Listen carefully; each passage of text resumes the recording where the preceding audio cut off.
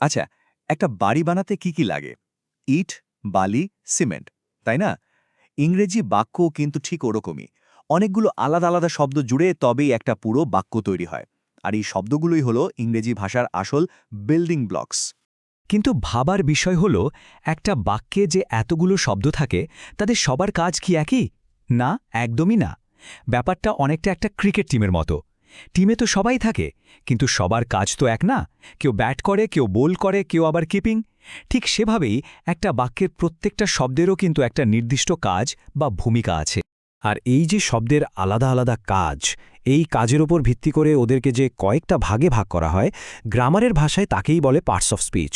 সোজা কথায় এটা হলো শব্দের একটা ক্লাসিফিকেশন বা শ্রেণীবিভাগ, যা আমাদের বলে দেয় কোন শব্দটা বাক্যে ঠিক কী কাজ করছে। তো ইংরেজিতে এই পার্টস অফ স্পিচ আছে মোট ৮ রকমের। হ্যাঁ, মাত্র ৮টা। চলুন তো দেখে নেওয়া যাক এই ৮টা বিল্ডিং ব্লক আসলে কি কি। এই যে স্ক্রিনে দেখতে পাচ্ছেন ৮টা নাম: noun, pronoun, adjective, verb, adverb, preposition, conjunction আর ইন্টারজেকশন।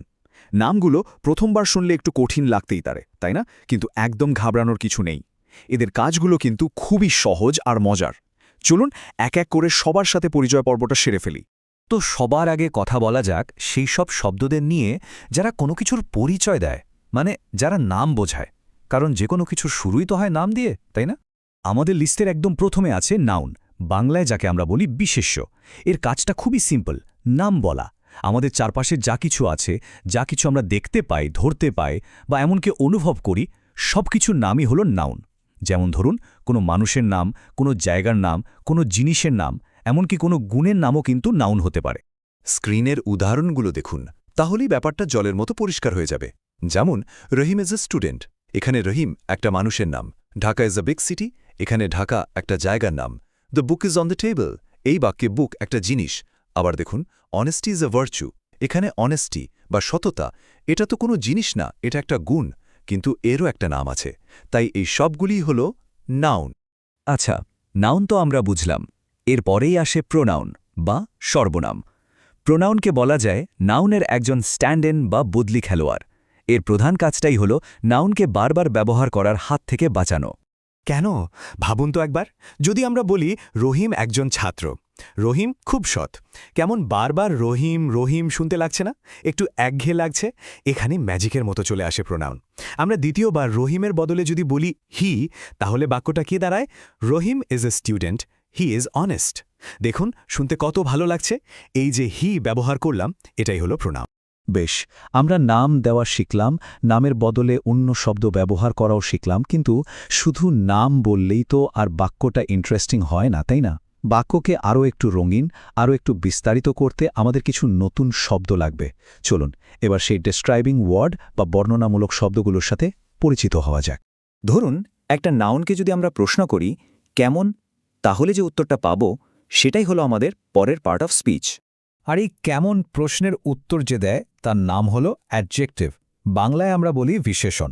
এর একটাই কাজ, নাউন বা প্রোনাউনের দোষ, গুণ, অবস্থার সংখ্যা এই সব নিয়ে এক্সট্রা ইনফরমেশন দেওয়া, মানে নাউনটাকে একটু বিশেষ করে তোলা। যেমন ধরুন, she is a good girl, এখানে গার্ল হলো নাউন। মেয়েটা কেমন? উত্তর হলো গুড, তাহলে গুড হলো অ্যাডজেক্টিভ।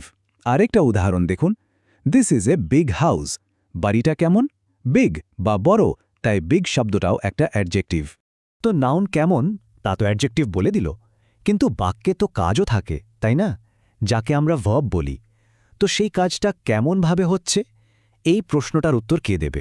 কাজটা কিভাবে হচ্ছে, এই প্রশ্নের উত্তর দেওয়ার জন্যই আছে অ্যাডভার্ব বা ক্রিয়াবিশেষণ। অ্যাডভার্ব মূলত ভার্বকে বর্ণনা করে, মানে কাজটা কিভাবে, কখন বা কোথায় হচ্ছে সেটা বলে দেয়।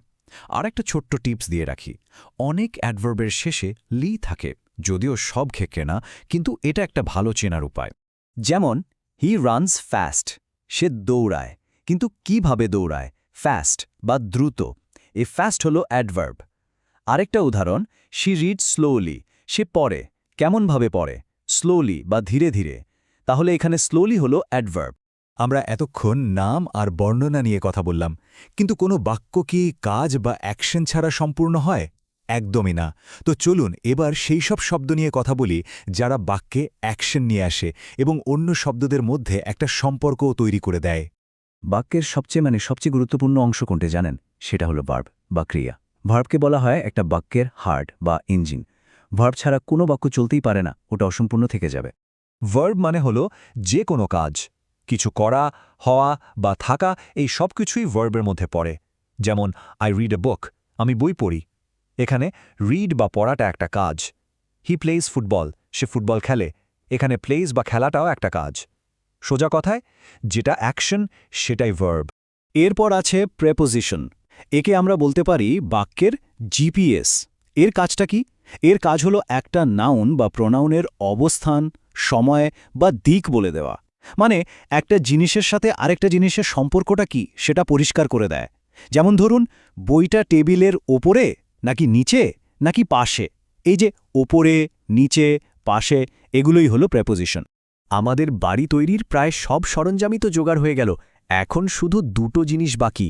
একটা হলো আঠা, যা দিয়ে সব ব্লকগুলোকে জোড়া লাগাতে হবে, আর আরেকটা হলো ইমোশন বা আবেগ, যা দিয়ে বাক্যটাকে আরও জীবন্ত করে তোলা যাবে। এই দুটো কানেক্টরের মধ্যে প্রথমটা হলো কনজাংশন, যার কাজ হলো জোড়া লাগানো, আর দ্বিতীয়টা হলো ইন্টারজেকশন, যার কাজ হলো হঠাৎ মনের আবেগ প্রকাশ করা। কনজাংশনকে বলা যায় বাক্যের ফেভিকল। মানে এটা দুটো শব্দকে বা দুটো বাক্যকে জুড়ে দেয়। যেমন অ্যান্ড, বাট, অর। যেমন he is poor but honest. আর ইন্টারজেকশন হলো আমাদের মনের সাডেন রিয়াকশন। ধরুন, খুব সুন্দর কিছু দেখে মুখ থেকে বেরিয়ে এলো ওয়াও, বা কোনো কিছুতে ব্যথা পেলে আমরা বলি আউচ। এই ওয়াও, আউচ, ও এগুলোই হলো ইন্টারজেকশন।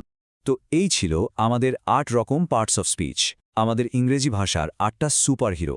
চলুন সবশেষে একবার চট করে পুরো বিষয়টা ঝালিয়ে নিই, যাতে এই ব্লুপ্রিন্টটা আমাদের মাথায় একদম সেট হয়ে যায়। এই টেবিলটা দেখুন, এখানে সব কিছুর একটা সারাংশ দেওয়া আছে। নাউনের কাজ নাম বলা, প্রোনাউন বসে নাউনের বদলে, অ্যাডজেক্টিভ বর্ণনা করে নাউনকে, ভার্ব মানে হলো অ্যাকশন বা কাজ, অ্যাডভার্ব বর্ণনা করে সেই কাজটাকে, প্রেপোজিশন বলে দেয় অবস্থান, কনজাংশন শব্দ বা বাক্যকে জোড়ে, আর ইন্টারজেকশন প্রকাশ করে আবেগ। ব্যাস, এই হলো পুরো পার্টস অফ স্পিচের খেলা। আসলে এই পার্টস অফ স্পিচ ঠিকমতো বুঝতে পারলে ইংরেজি লেখা বা বলা দুটোই কিন্তু অনেক সহজ হয়ে যায়। সত্যি বলতে ইংরেজি গ্রামার শেখার এটাই হলো প্রথম এবং সবচেয়ে জরুরি ধাপ। আজকে তো আমরা ৮টা ভাগের সাথে শুধু পরিচয় করলাম, কিন্তু গল্প এখানে শেষ নয়, বরং শুরু। এর পরের পর্বগুলোতে আমরা প্রত্যেকটা পার্ট অফ স্পিচ নিয়ে আলাদা আলাদা করে আরও বিস্তারিতভাবে জানব। ততদিন পর্যন্ত যখনই কোনো ইংরেজি বাক্য পড়বেন একটু থামবেন আর চেষ্টা করবেন শব্দগুলোকে চেনার। দেখবেন আপনি ওদের কাজগুলো ধরতে পারছেন কিনা। আমাদের সাথে থাকার জন্য অনেক ধন্যবাদ।